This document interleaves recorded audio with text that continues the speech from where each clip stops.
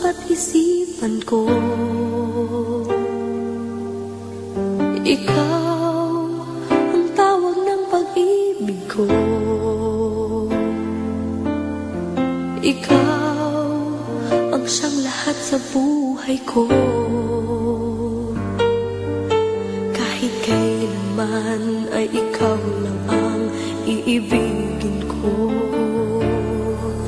Bakit kailangan pang magkalayo?